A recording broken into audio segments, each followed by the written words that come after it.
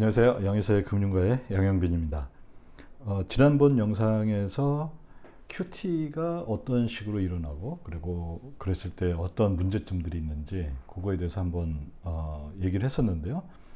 그리고 지난번 영상에서 또 말씀드렸던 게 이번 주에 뉴욕 페드에서 뉴욕 연준에서 그 QT에 관련된 블로그 두 편을 발표한다고 말씀을 드렸던 것 같아요.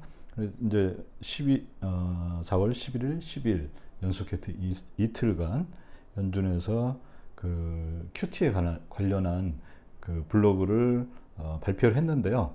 거기에 이제 뭐 대표 저자는 로리 K 로건이라는 분이에요. 여자분인데 이분은 소마의 매니저입니다. 그럼 소마가 뭐냐면은 시스템 오픈 마켓 어카운트예요. 이게 무슨 얘기냐면 연준이 자산의 국채, 뭐 MBS 또 뭐 기타 자산들 이런 것들을 굉장히 많이 갖고 있잖아요. 그러면 연준이 갖고 있는 그 국채하고 MBS를 총괄해서 관리하는 뭐 상당히 높은 지위에 있는 분입니다. 요 분하고 이제 몇몇 다른 또 한 서너 명의 저자들이 함께 그 두 편을 연속해서 발표를 했는데요. 요거를 연준에서 미리 이번 주에 이런 걸 발표한다고 할 정도로 굉장히 좀 중요하게 했던 것 같아요. 그러면 그 두 내용의 이제 두 블로그 내용의 기본적인 거는 뭐냐면은 연준이 QT를 할 때 도대체 오버넷 RRP로부터 가는 이 자금 원천이 오버넷 RRP냐 아니면 리저브 즉 지급 중 미금으로부터 오냐 그거에 관련된 얘기고요. 또 더 나아가서 다양한 주체들이 등장합니다. 머니마켓 펀드하고 NBFI 이렇게 되는데 NBFI는 뭐냐면 Non-Bank Financial Institution이에요. 그러니까 비은행 금융기관이라는 거죠. 그리고 하우스홀드 이건 가게 이렇게 되는데 NBFI라는 것은 어떤 거냐면은 뭐 그 해치 펀드도 뭐 중요하게는 딜러가 있을 수가 있고요. 그다음에 뭐 해치 펀드 뭐 이런 걸 생각하시면 될 겁니다. 그러면 그런 다양한 QT를 할 때 여러 주체가 있어가지고 그게 QT에 어떤 영향을 미치는가 그거에 대한 거를 이렇게 좀 뭐 가볍게 스케치한 그런 내용인 것 같습니다. 그래서 이제 그 관련된 글을 한번 이제 간단히 살펴보면요. 먼저 첫 번째는 첫 번째 글에서는 오버넷 RRP 이게 어떤 영향을 QT에서 주고받을 것이냐 해서 여기 등장하는 거는 페드 연준과 그 다음에 트레저리 재무부 그 다음에 뱅크 은행 그 다음에 MMF 요 크게 네 주체들의 움직임을 봅니다. 여기서는 트레저리는 즉 재무부는 어떤 역할을 하냐면은 만기가 도래하면은 그 상환을 하잖아요. 그 다음에 상환하고 재무부는 현재 이 부채 수준을 그대로 유지하기 때문에 상환하자마자 같은 금액만큼 그대로 발행을 하죠. 신규 발행을 합니다. 그래서 트레저리는 마이너스 갔다가 플러스 다시 오니까 플러스 마이너스 제로 해서 변하지를 않아요. 근데 이제 변하는 거는 페드, 뱅크, 은행, 그 다음에 MMF 요것들의 대차 대조표들은 변하게 됩니다. 그거에 관련된 내용을 얘기합니다. 그래서 초기 조건 이렇게 돼 있어요. 요거에 관련된 그 제가 링크를 걸어 놓았으니까요. 한번 지난번 그 영상하고 이번 영상을 들으시면은 그 뭐 영어로 돼 있긴 하지만은 영어 읽는데 뭐 그렇게 큰 어려움이 없으신 분들은 그 내용들을 파악하는데 원문을 보고 파악하는데 그렇게 큰 지장이 없을 것 같아요. 초기 조건은 이렇게 돼 있고요. 그 다음에 두 가지 케이스를 이 오버넷 RRP가 미치는 영향에 대해서 두 가지 케이스를 이제 이 저자들이 얘기를 하는데요. 은행이 새로 발행된 국채 매입 이렇게 얘기를 합니다. 이것도 제가 지난번 영상에서 다 다뤘던 거죠. 근데 여기서는 좀 더 간략한 버전으로 이렇게 하면 봅니다. 그러면 은행은 그 사실상은 저기로부터 사는 거죠. 어디냐 재무부로부터 사는 거지만은 표현하는 걸 보면은 연준은 트레저리를 팔아요. 그러니까 꼭 파는 것처럼 줄어드는 것처럼 이제 보이죠. 왜냐하면은 이게 뭡니까 이제 상환이 돼서 만기 도래 상환이 돼서 지난번에 했던 얘기는 똑같은 겁니다. 그래서 그걸 결과를 보면은 연준은 국채가 마이너스 1만큼 줄어들고요. 그러면 은행이 사니까 은행은 뭘 갖고서 사나요? 은행이 연준하고 거래할 때는 일반 그 현금을 갖고 하는 게 아니라 지급준비금을 갖고 합니다. 그래서 리저브 이게 마이너스 1만큼 줄고 그만큼 국채가 생기겠죠. 트레저리 플러스 1. 이 정반대로 연준은 리저브가 또 마이너스 1만큼 줄어들겠죠. 그럼 이런 식으로 가면은 결국에 페드의 대차 대조표가 감소된다. 이거 알 수가 있죠. 이때 은행이 하니까 트레저리, MMF 당연히 뭐 변화가 없겠죠. 자, 근데 MMF가 하면 사정이 약간 복잡해집니다. 여기서는 이제 어떤 걸 봤냐면요. MMF는 뭐를 갖고 있냐면요. 여기 보면은 MMF는 자산에 국채도 갖고 있고요. 그 다음에 디파짓 해가지고 은행에 예금도 갖고 있어요. MMF가 왜 예금을 갖고 있냐면 MMF는 사실 이 MMF에 돈을 맡긴 사람의 입장에서 본다면은 보통 예금하고 비슷해요. 근데 보통 예금보다는 이자를 조금 더 많이 주는 그런 예금의 성격을 갖고 있거든요. 그러면 만약에 현재 MMF가 갖고 있는 총 자산이 뭐 1억 달러다. 근데 누군가가 100만 달러를 인출하려고 한다. 그러면 현금에 있어야 되겠죠. 그러면 그 현금을 그냥 자기 금고에 갖고 있을 수 없으니까 은행에 맡기겠죠. 그래서 그런 예금도 있고요. 그다음에 요즘 뭐 많이 주목을 갖고 있는 오버나이트 RRP에는 이게 예금 이자율, 그 보통 예금 이자율보다 높기 때문에 거기다 지금 많이 맡겨놓고 있는 상태입니다.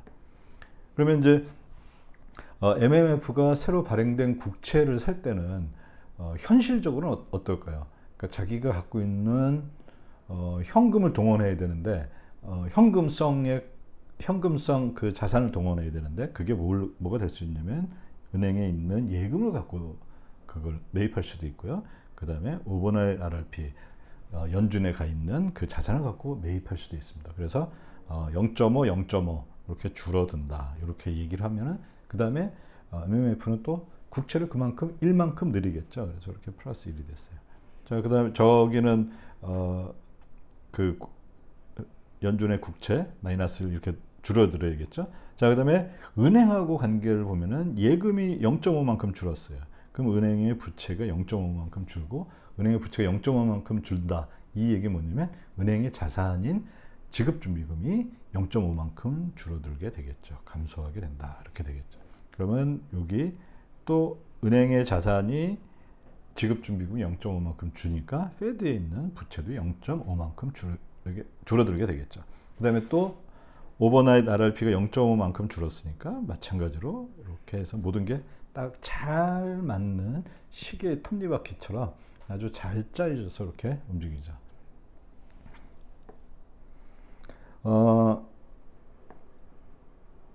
이거는 MMF고요. 그 다음에 이제 아까는 은행 MMF를 따로따로 봤는데요. 그 다음에 여기에서는 이제 좀 더 복잡하게 은행과 MMF가 각각 새로 발행된 국채를 매입하는 경우를 본 것입니다. 그러면 은행은 국채를 0.5만큼 매입하고요.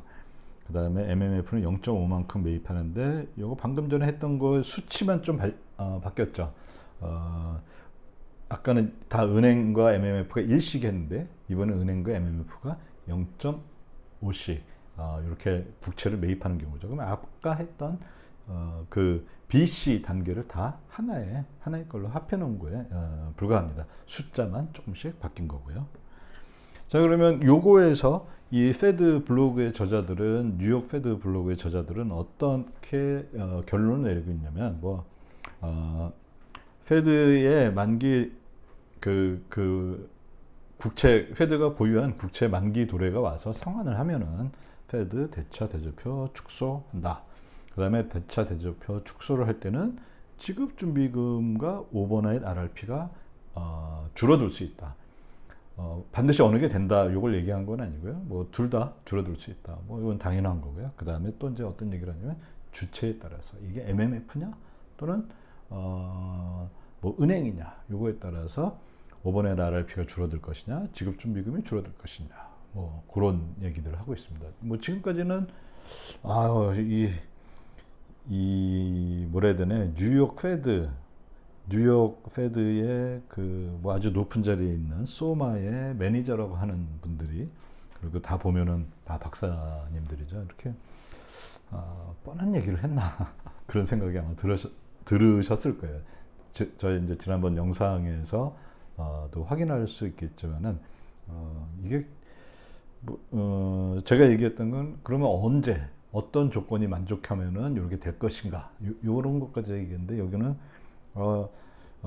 QT를 시작하면 지급준비금하고 오버나잇 RRP가 감소할 거야. 그 다음에 이거는 은행이냐 MMF냐 이 참여하는 거에 따라서 달라질 거야. 이 정도 얘기한 거에 불과합니다. 그래서 이제 그럼 한 번 더 두 번째 요것도 한번 보도록 하겠습니다. 두 번째 거의 제목은 The Role of Levered NBFI and Household 이렇게 되어 있는데요. 이번에는 이제 참여자가 달라요. 아까는 누가 참여했냐면은 MMF하고 은행이 참여했죠. 근데 이번에는 누가 하냐면 NBFI, 그 다음에 하우스홀드, 가게인데, 이 가게라는 것은 보통 우리가 흔히 말하는 돈을 뭐 은행에 1,000만 원, 뭐 몇백만 원 예금하고 있는 사람들이 아니라 굉장히 큰 투자자들을 의미합니다. 그 다음에 이 레버드라는 말이 있는데, 이게 뭐냐면은 레버리지를 쓴다는 말이에요. 그 다음에 레버리지를 쓰는 비은행 금융기관, 여기에는 누가 있냐면 딜러, 뭐 헤지펀드, 이런 부류들이 있습니다. 이게 이제 두 번째 4월 12일에 발표된 건데요. 여기서도 마찬가지로 초기 조건을 이렇게 쭉 했어요. 그래서 누가 있냐면은 여기서 이제 트레저리를 뺐습니다. 왜냐면은 재무부는 변한 게 없죠. 그래서 이제 더 이상 재무 볼 필요가 없고, 페드 있고 은행이 있고, 그다음에 MMF, 기존에도 이게 이제 NBFI하고 하우스홀드는 MMF에도 자기 계좌가 있고, MMF에서는 그것을 쉐어라고 부르죠. 그 다음에 은행에도 자기 계좌가 존재합니다. 그래서 여기 NBFI하고 하우스홀드도 마찬가지고요. 그래서 이 뱅크하고 MMF 요거를 또 같이 이렇게 본다고 할 수가 있습니다. 자, 그러면 이제 NBFI가 새로 발행된 국채를 매입하는 거예요. 그러면 이제 하우스홀드는 변화가 없죠. 그래서 하우스홀드는 이제 그대로 아무런 변화가 없으니까 우리 안 봐도 됩니다. 그러면 NBFI가 국채를 매입을 해요. 그럼 뭐 1만큼 매입을 했다. 근데 그러면 NBFI가 1만큼 매입을 했어요. 예, 국채를. 근데 NBFI는 레버드 저거죠. 그 레버리지를 쓰는 거예요. 이 얘기는 뭐냐면은 자기 자본금을 갖고 국채를 매수한다는 게 아니라 누군가한테서 돈을 빌려서 국채를 매수한다, 이 이야기입니다. 그럼 여기서 누구한테 돈을 빌리나요? 어디에서 빌리냐면 레포 시장에서 돈을 빌리는 겁니다.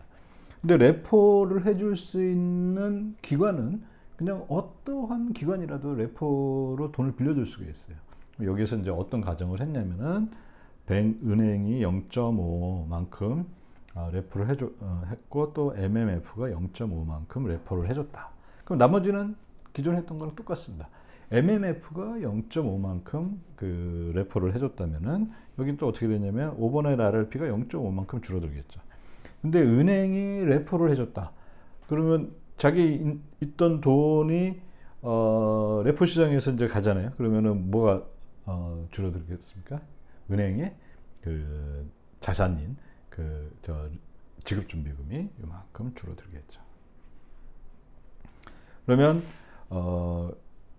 페드로 봐서는 어떻게 되냐면 레포 은행에서 그 지급준비금 리저브가 줄어들고, 그 다음에 이 MMF에서 했던 오버나잇 RRP가 각각 0.5씩 줄어들고, 또 마찬가지로 국채가 1만큼 줄어들고, 이런 과정을 거칩니다. 여기에서 이제 중요한 그 가정은 뭐냐면 레포로 파이낸싱, 즉 NBFI가 레포를 통해서 자금 조달할 때 은행과 MMF로부터 한다. 이런 거는 이게 어떻게 보면은 제가 이전 동영상에서는 따로따로 했어요. 그 은행과 MMF를 따로따로 했는데 사실상 이제 현실 세계에서는 그 유리한 거에 따라서 은행으로부터 할 수도 있고 MMF로부터 할 수도 있죠. 그래서 제가 지난번에 이제 했을 때는 은행으로부터 만약에 저 자금 조달을 한다 그러면 은행은 자기가 빌려줄 수 있는 최소한이 얼마냐면은 최소한의 금리가 IORB예요. 즉 지급준비금에 대한 그거였죠. 그런데 그거보다 자금을 안 해주겠죠. 그래서 은행으로부터 할 때는 금리 레포 금리가 IORB보다는 한참 높아야지 은행이 요런 창구로 레포 자금 조달을 해줄 거다 이렇게 얘기했었죠. 그 다음에 MMF에서 레포 조달을 한다면은 MMF는 자기가 받을 수 있는 최소한이 얼마냐면 5번하는 RRP죠. 그러면 그거보다 레포 금리가 높아야지 또 MMF가 레포 시장에 진출해서 이 레버드 NBFI 레버리지를 쓰는 이런 주체들한테 돈을 빌려주겠죠. 그래서 제가 지난번에 얘기했던 건 요 두 가지 케이스에 이런 것들이 가능하다 이렇게 말씀드렸는데 그렇게 말씀을 드렸죠. 그런데 이제 이번 페드 연준 블로그에는 이런 내용까지는 없어요. 그렇지만 이제 그냥 이제 연준에서 보고자 했던 거는 얘기하고자 했던 건 그렇게 하면 제가 봤을 때 많은 사람들이 듣는데 좀 어려우니까 그냥 두 가지로 MMF하고 은행에서 이거를 그냥 했을 때는 이 대차 대조표 변화가 어떻게 일어나느냐 그거를 강조하려고 했던 것 같습니다.